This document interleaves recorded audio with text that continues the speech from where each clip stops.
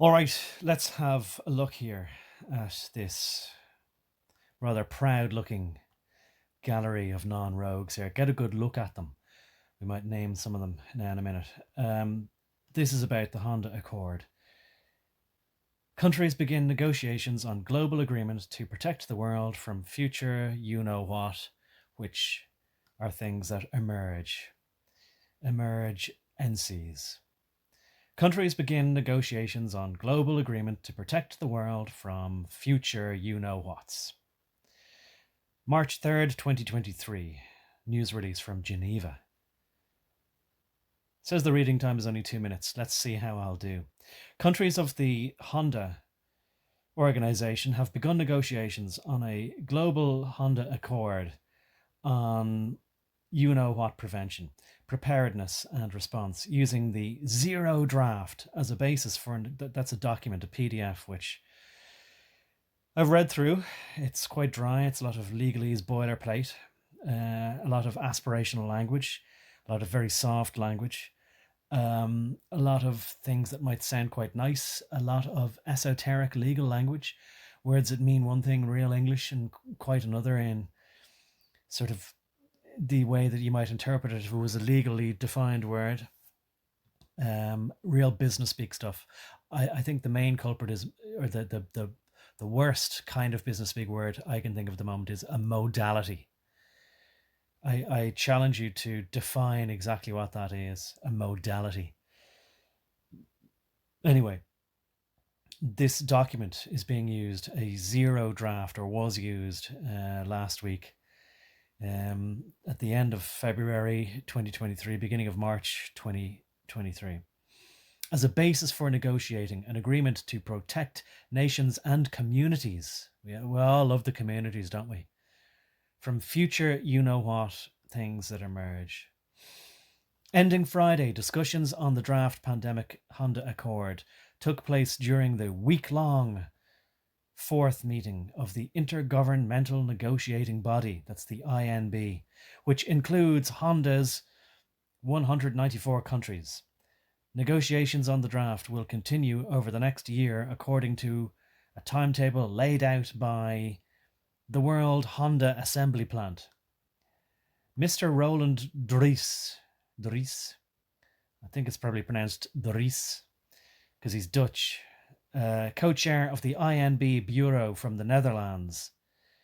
It's the Intergovernmental Negotiating Body Bureau from the Netherlands, said. The start of discussions of concrete language for the WHO Honda you-know-what Honda Accord sends a clear signal that countries of the world want to work together for a safer, healthier future where we are better prepared for and able to prevent future you-know-what threats and respond to them effectively and equitably. And by the way, that word equitable and equitably, although I think we should try and get equitatious to catch on instead of equitably, because, you know, it sounds more diverse, doesn't it? It's more of a equitable word to use equitatious, I would say, you know? It's more inclusive, I would say, of language, of language evolution, evoluvitatiousness. Anyway, I'll stop messing about and get back to the point here. Why am I scrolling back up there? Because, well, I should stop doing that because I'm losing my place here. Because in the zero draft here, this document, you'll find the word equitable, not equal, nor egalitarian, nor what was it that they wanted for a little while there? They wanted equality. No, you won't find those words. Equitable. And whenever you see the word equitable, you should be worried. Doesn't matter who you are, you should be worried, because it will be used as an instrument with which to make you extremely equitable. And once they do, it'll be too late, but you will have realised what the word really means for you, what its implications really are. Fellow INB Bureau co-chair, Ms. Not Miss, not Mrs., but Ms. Precious Matsoso. She's going to be very precious, as you're going to find out. Of South Africa. It's going to be good. You know it's going to be good when it's from South Africa.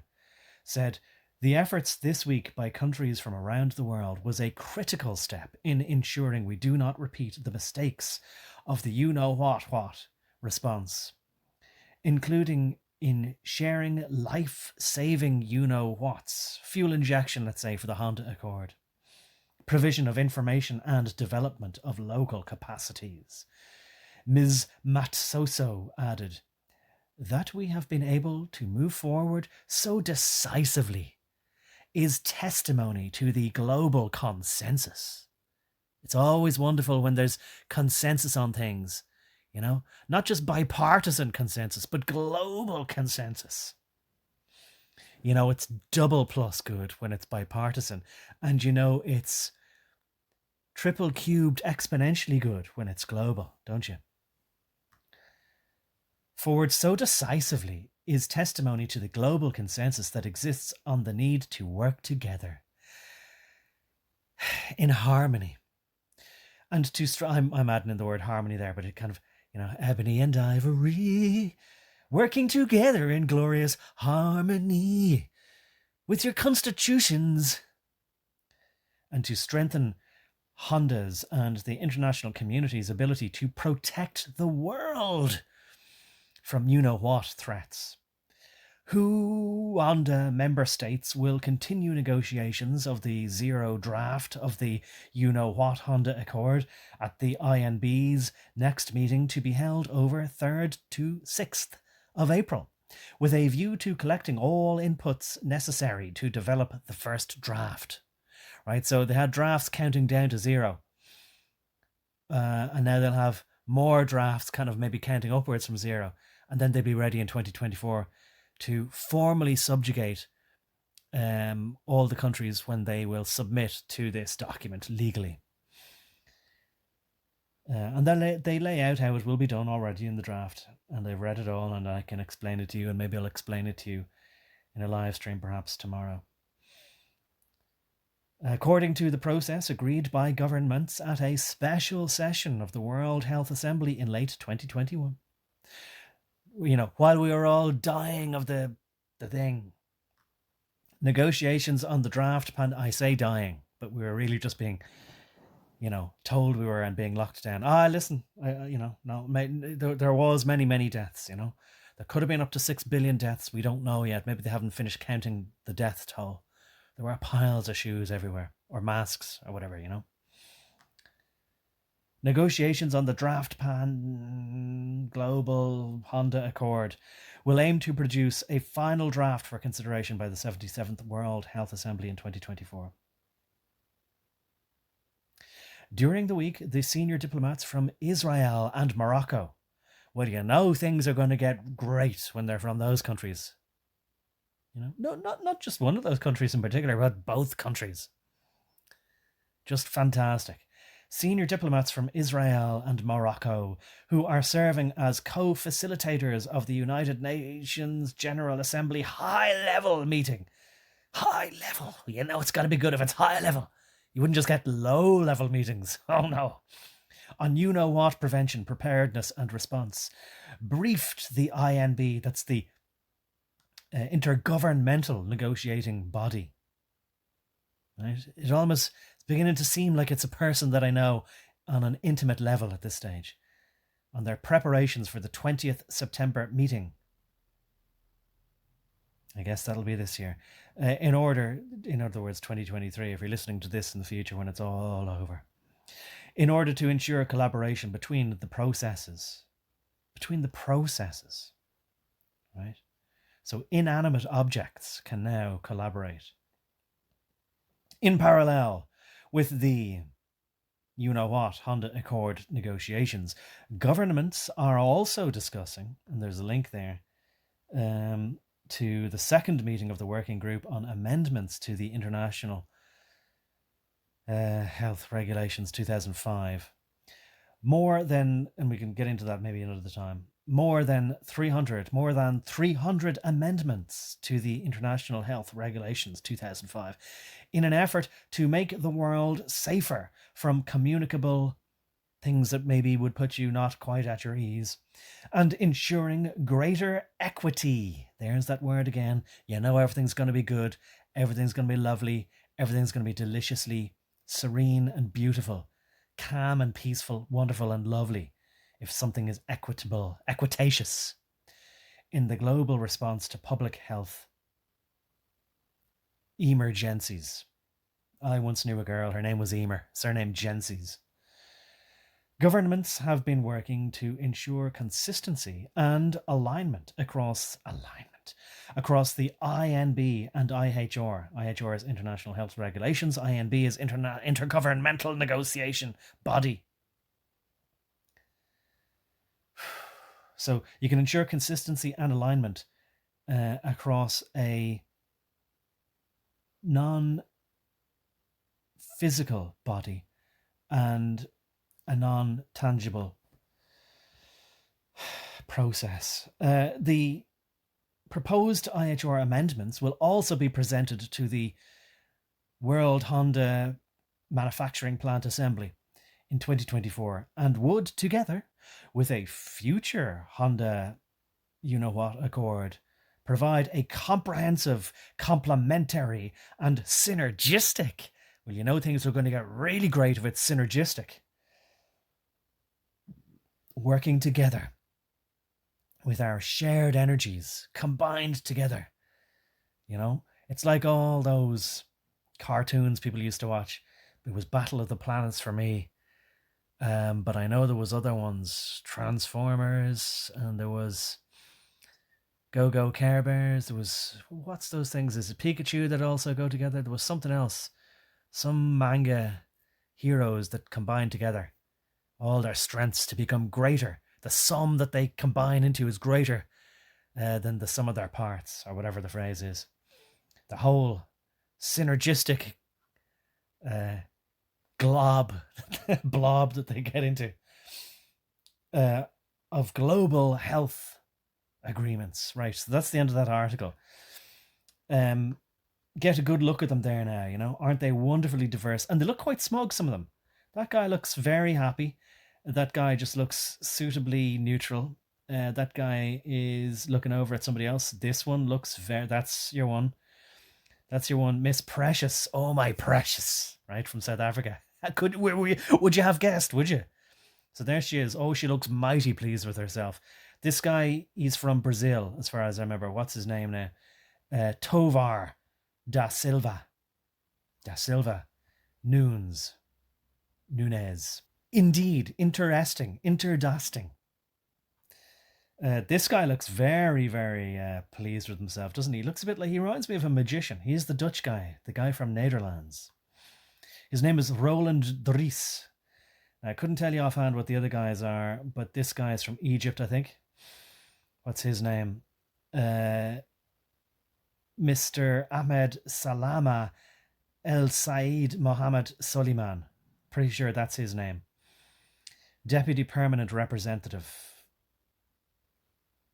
I think that's what he's called anyway. So, this guy, I don't know, right? I'm not going to guess what country he's from or what country he's from.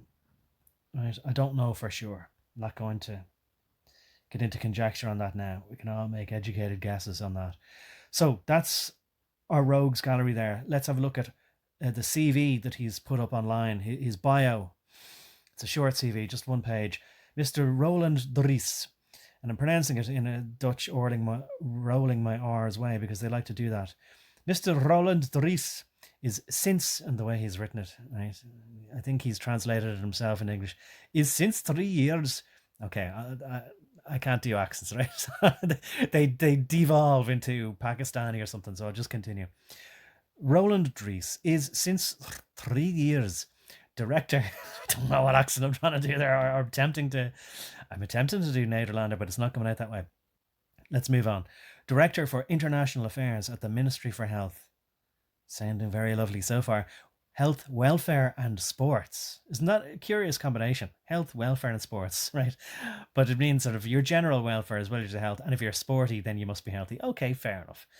In the Netherlands. But generally, if you're a minister for sports, it's dealing with, sponsorship and stadia and things like that.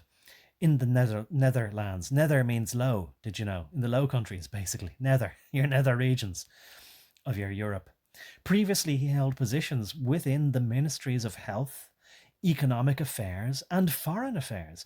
In that last capacity, he was Health Councillor at the Netherlands Permanent Mission in Geneva. Permanent mission to Switzerland, isn't that lovely? Dealing primarily with Honda issues. Honda. He studied public administration and law at the Erasmus University in Rotterdam. I forget who Erasmus was, but he was some philosopher, I think. Some Dutch philosopher. Maybe he was a scientist. Maybe he was an astronomer as well. I don't know. In Rotterdam. And I have a feeling there's also an Erasmus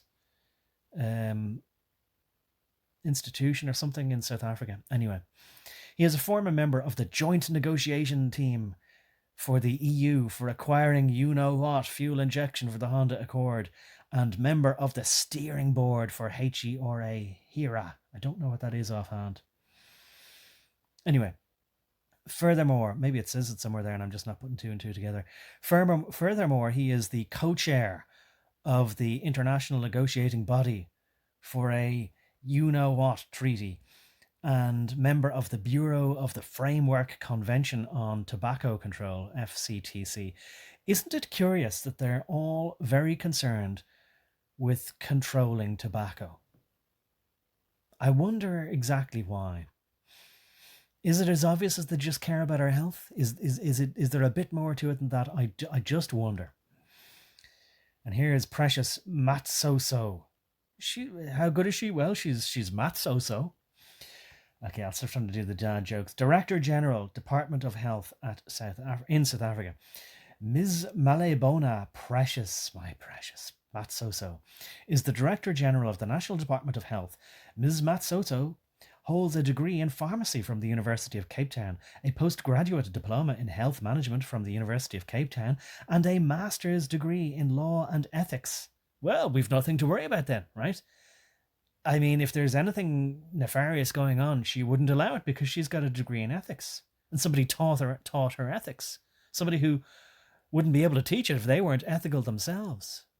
So anytime you see that somebody's got a qualification in ethics, you know that they're better than you as far as knowing what the right thing to do is, what the just thing to do is. So a master's degree in law and ethics can be acronymized to LLM, because you're saying it so often. From the University of Dundee. Is that in Scotland? Or is there another Dundee in South Africa? It's possible, I don't know. As a pharmacist, she has worked in both the public and private sector, so she must have the best of both worlds. At management level. I wonder, did she ever practice as a doctor? It sounds like she didn't. Or as a pharmacist even. She just went straight into management. She must have been that brilliant. I wonder how would they be able to tell. I wonder, did she ever benefit from any kind of equitatious type of affirmative action? As a pharmacist, she has worked in both the public and private sector. At management level, she was a director in public health innovation and intellectual property. Again, that requires an acronym for some reason, PHI. In the office of the Director General of the World Health Organization, WHO, serving as WHO Secretariat. Secretariat. So I looked up what secretariat means. It is the office, right? So when if it's saying she served as that, then it's a bit like, when you talk about like the office of the presidency. So it's saying she served not as the secretary, but as the office of the secretary. It's strange, isn't it? So it's a high bureaucrat administrative position on public health, innovation, and intellectual property. Her career within the field of medicine control have included, well, I don't know what that's got to do with Honda Accord, have included posts as head of Medicines Control Council, So you want to control medicines. Again, that needs an acronym for some reason. MCC. Member of the National Research Ethics Council. So you research your ethics. Wonder, do you have to go mining for it, like, in some kind of, iron ore type pit where you dig down into the ground and then, extract your ethics. Researching ethics. I don't mean to sound skeptical, I'm just curious. Council of South Africa, and the director of the Essential Drugs and Traditional Medicines Program. Isn't that curious? Essential drugs and traditional medicines. Imagine being in South Africa and combining essential drugs, which I'm just guessing are ones that have been used for so long, and that their use is so ubiquitous, and that they're used so often by so many people around the world every day that they're considered to be essential. And then combining that with traditional, which could mean a heck of a lot of things, couldn't it? Traditional medicines, especially in South Africa. For the South African Health Department, as well as being a member of various advisory panels, too many to list, it seems, with an emphasis on improving access, because that's always a big problem, having access to things for people who are vulnerable, access to medicines and antiretrovirals. Well, do you know what antiretrovirals are used to treat? A classification of drugs, and there's a lot of them under different brand names. Antiretrovirals, they're used to treat something that apparently is extremely common in South Africa, a communicable disease. They tell us, anyway, from having unprotected relations. Prior to this, she was the Registrar of Medicines of the National Drug Regulatory Authority in South Africa and has produced over 40 technical guidelines. And, guidelines are very interesting because, a guideline just sounds like that she was writing something to help people, to guide them. But when guidelines are enforced, are they really guidelines anymore? She has been a member of various advisory panels locally and internationally, mainly tasked with improving access to medicines. Just improving access. Isn't that wonderful?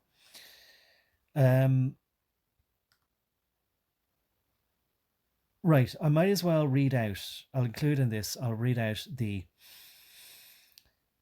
Honda Director General's opening remarks at the meeting of the Intergovernmental Negotiating Body to draft and negotiate a Honda Convention, Agreement, or other international instrument on you-know-what prevention, preparedness and response, 24th of February 2022. Who is, you might ask, the WHO Director Generals? It's this guy. It's our old friend Tedros. Tedros, what's his full name now? Because it's just, I know him so well, I just used to call him Tedros. All right there, Ted, is what we generally say to each other, when we meet for croissants in Djibouti. Or maybe sometimes in the Eritrean People's Republic of what was formerly Sudan, North Sudan or something like that. Tedros Adhanom Ghebreyesus. How could I ever forget? He's got such a lovely face there, fantastic moustache. And I just admire the man so much because he's a freedom fighter, and one man's freedom fighter is another man's Director General of the you-know-what. So, these were his opening remarks. I know we're going back to the 24th of February 2022.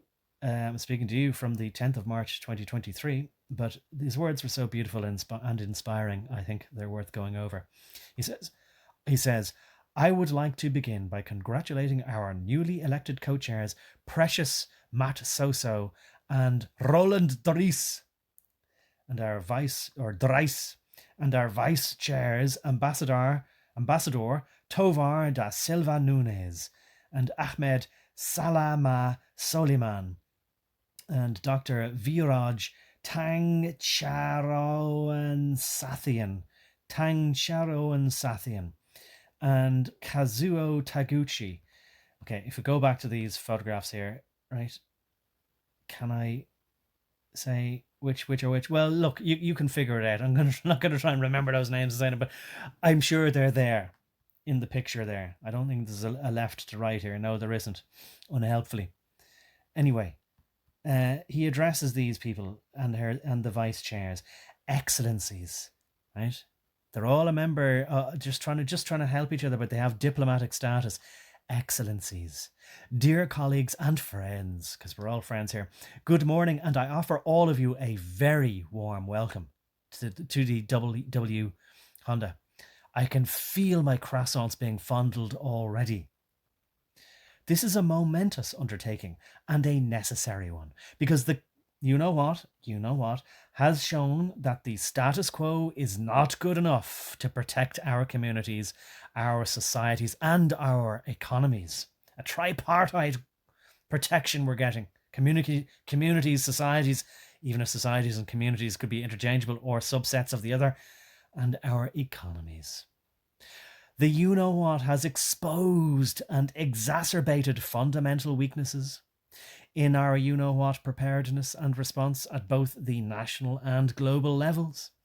Complex and fragmented governance, not governments, but governance, the quality of governing, which they say they can do better. Well, we'd better give it to them then. We'd better relinquish control. And lack of leadership, right? Our own leaders weren't sufficient. They weren't up to the job. Best give it to those guys. Which guys? Those guys. They'll have good governance for us. You just know it from their faces.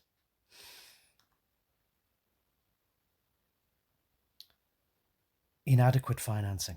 There wasn't enough money, right? That's 6.2 billion. Not billion, trillion. I never signed anything with a T, Mitch, said Donald Trump as he signed a bill into law that would make available $6.2 trillion just out of nowhere. Or like, would it be sort of given to them by the Federal Reserve in the form of an instrument known as a bond? There you are. There's $6.2 trillion new dollars to just disperse as you see fit for you-know-what relief. But that was insufficient financing. Guess how much more these people will give us? Oh, it's going to be fantastic. Insufficient financing and insufficient systems and tools. Instead of solidarity, in other words, the quality of being solid together, the you-know-what has been marred by inequity. Uh-oh. Well, if there wasn't enough equity, we'd better get more equity. Better get more equitatious, Tangcharoensathien. Equity does not mean providing access. Oh no, it doesn't just give equal opportunity. Oh God, no. No. It means they're going to make sure of the outcomes that they want for us. Isn't that wonderful? It's wonderful. Equity does not just mean providing access to tools when there is a surplus, when the privileged like you and me have used what they need. Us users. No. It's about timely access so that all people have access to all the available tools at the same time.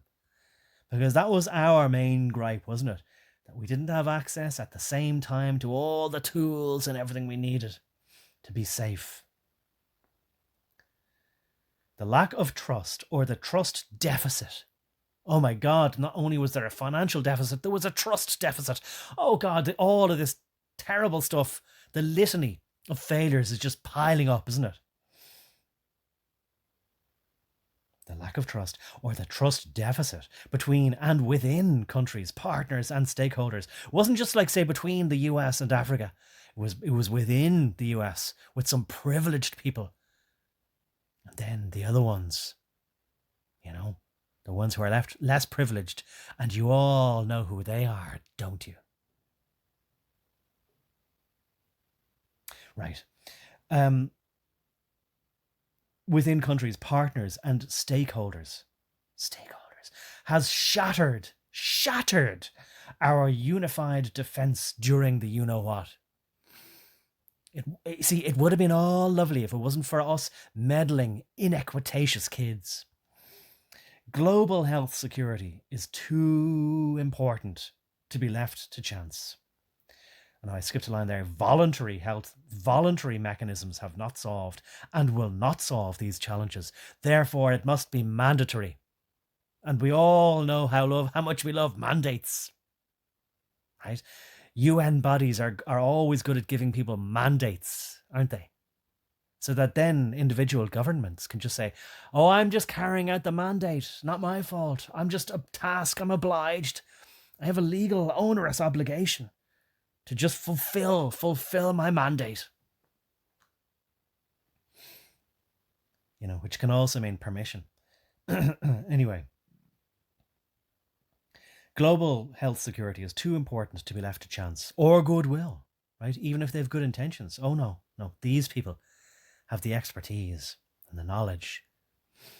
And what else could we say?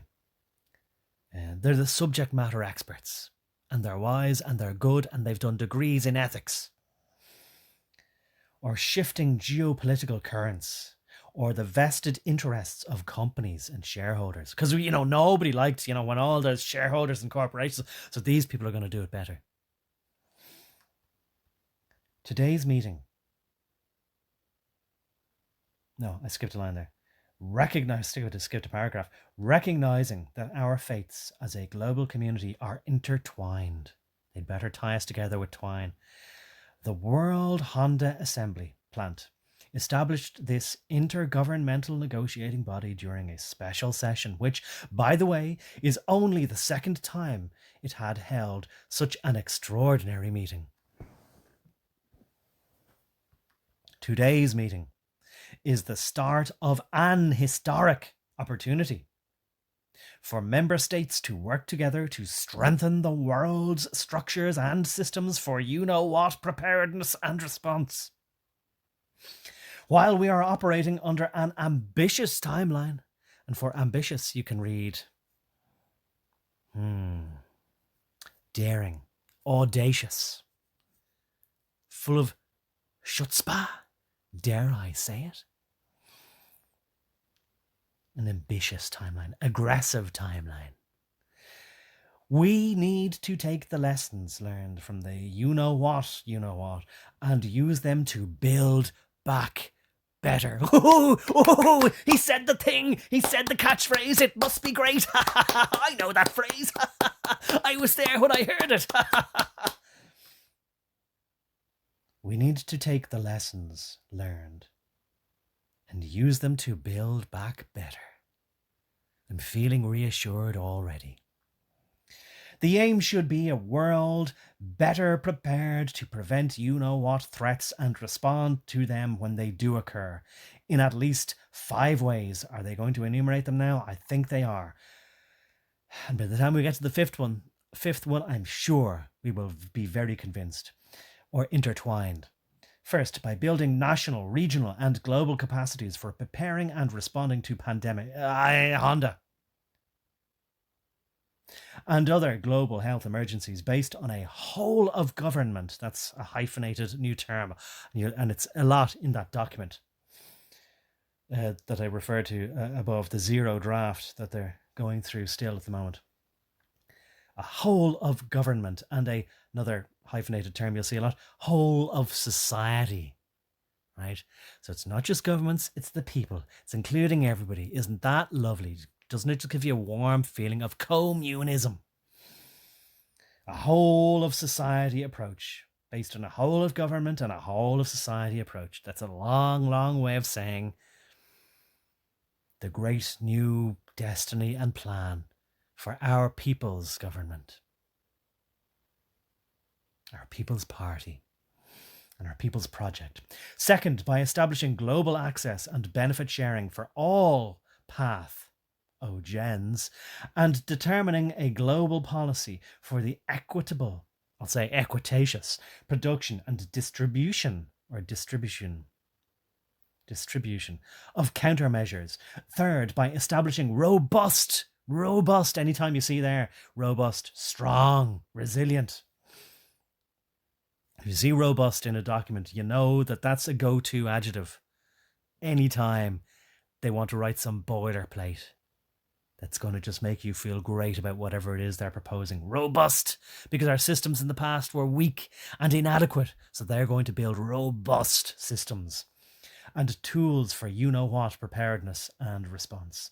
Fourth, by building a long-term plan for sustainable financing so that support for global health threat management and response systems is shared by all.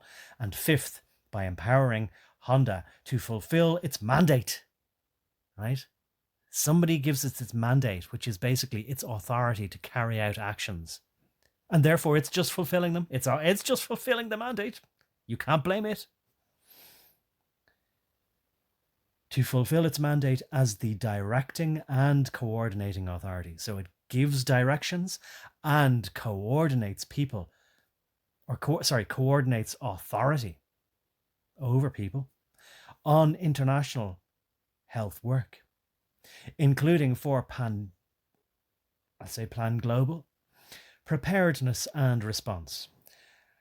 At the special session in capitals, so it means like it was something that was given almost a person status, even though it was an event going by what it's describing.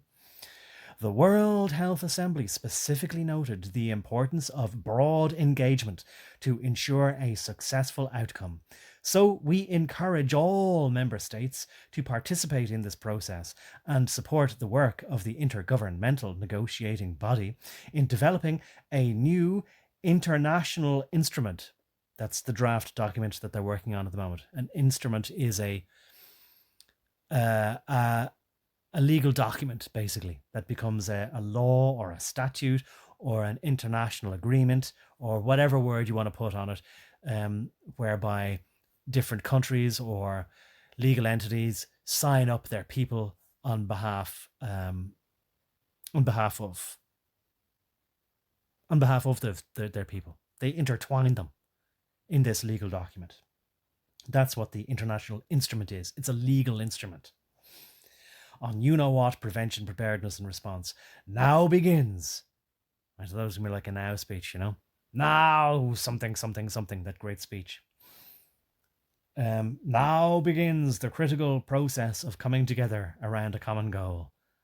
Health for the future of our children and their children. Oh, they really got you in the fields at the end there. Ha ha ha. For future generations. They'll blame us if we don't look after their health forever and ever. Amen. Because they just care about the children. He believes that children are our future, right? He's saying, look after them well. Prepare them for future you-know-whats. Show them all the beauty of this amazing international instrument. I thank you, he says. I thank you. And no doubt there was thunderous applause, right? Have I covered it all? There's Dr. Viroj Tangcharoensathien. So he's from Thailand, in case you're wondering.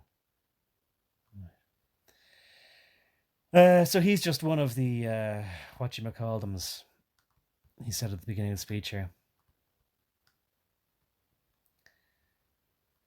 One of the vice chairs.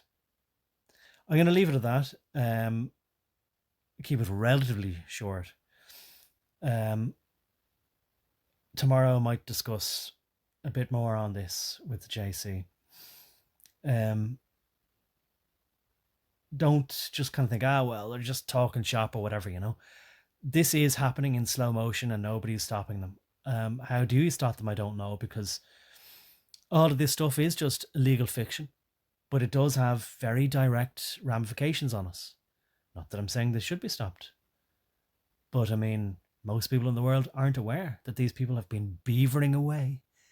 Even during the height of the you-know-what, they were meeting and having meetings, right? So cast your mind back like to February of 2022. You know, it wasn't over. Everyone was still like dying in the streets, you know, and yet these people were meeting to plan out what people ought to do formally, what legal instrument they need to be bound to forever and ever more, just based on this one thing. So you know what they're at. most people don't know what they're at. Most people don't know they're up to anything, good or bad. We're supposed to be all stakeholders, though. Shouldn't we be informed? Should stakeholders be informed? At the very least. Right, I'll leave it at that. And I'll encourage you to put on your thinking caps and ascribe an order of importance that you see fit to this. Okay,